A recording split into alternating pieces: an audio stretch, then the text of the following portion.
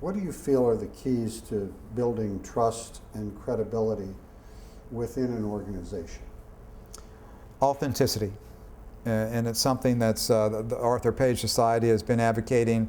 I think that's essential. Authenticity, transparency. What we talked about earlier with social media. Everybody's got a communications platform today. I think there are no barriers anymore. There's no internal, external. Their communications crosses easily throughout a company and across borders and across geographies, across audiences.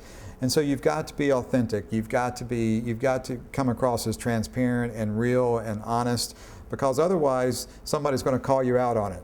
Somebody's going to refute what you're saying or disagree with what you're saying. And today they've got a platform to do that and give themselves a voice to do that. And so that authenticity piece is important.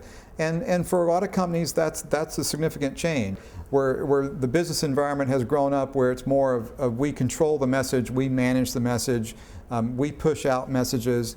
It's a very different environment to say, I'm participating in a conversation now about my business, and I understand that many stakeholders now who are connected to my organization and my enterprise have the power to have a voice and build an audience around my business and what I care about.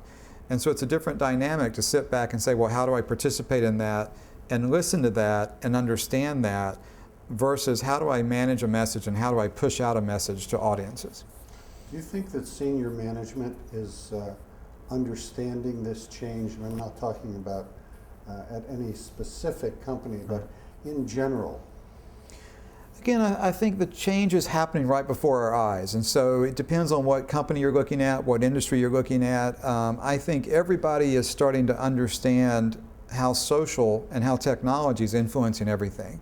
And so I don't see social media, for example, as just a channel. I see social media as an idea, a way we engage with each other that is starting to influence every aspect of our lives and every aspect of our business environment. And I think more and more executives are getting that. So social media is not just Twitter or let's throw up a Facebook page. Social media is a way of operating and a way of communicating, because it influences the way we connect with each other and the way we engage with each other. And again, depending on what company you're looking at or what industry you're looking in, I would go back to, I think if you look at a company where you say, wow, I really respect that company, I respect that brand, I trust that brand, I trust that company seems to be innovating. I think if you looked underneath the hood, those would be companies where the senior leadership team truly does understand the fundamental changes that are going on in the world and how those fundamental changes are affecting the way we communicate with each other and communicate on a global basis. What are the most important issues, the enduring truths that you've learned in your career? You got to keep it real. I mean, you've always got to, again, back to authenticity. What are we really trying to solve for, and are we simplifying it? Are we telling an authentic story in a transparent way? Are we delivering our messages? Are we really engaging with people? I think those are the universal truths, because when you don't do that, people get that. People understand that. And it undermines credibility, it undermines everything that good brands and great companies stand for. Great companies are typically values-driven companies. They have a strong set of principles. They have a strong set of values that they live by. Business cycles come and go. Companies have good times and companies have bad times. Great companies come through the bad time even stronger, because they're grounded in a clear set of values and what they believe in, and they're grounded in a clear set of ethics and operating principles. And that helps them weather downturns, the inevitable downturns in a business cycle, and come out stronger. And I think, in the communications profession, always digging down to what are we really trying to solve for? What's the real business issue here? What are we really trying to communicate? Who are we really trying to engage? Do we really understand who our intended audience is? And what action do we want them to take after they've heard our message and engaged with us? Those are critically important things to always keep in mind. You typically derail when you lose sight of those things. What are the changes you've observed in the practice of public relations during your career? I think you might have alluded to some of this actually in your when you were talking about your career trajectory, but what are the significant changes that you've seen? Well, I think that the most significant change I see is in leading companies, communications is becoming a core business strategy. and executives at these types of companies, operating management at these type of companies, see communications as a strategic operating tool and something that's essential to the business.